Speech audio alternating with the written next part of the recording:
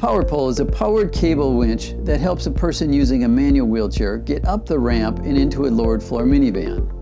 The power pole hooks easily attach to the front of the wheelchair.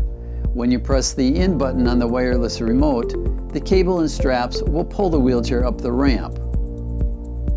The remote switch is easy to operate and can be stopped at any point by simply releasing the button.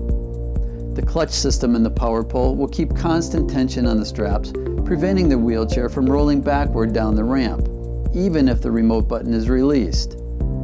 A breaker system prevents you from being pulled over the side of the ramp if the wheelchair is not going up the ramp straight. The power pole does not take up any floor space and will not interfere with normal wheelchair movement inside of the van. The power pole is available for both side and rear entry minivans.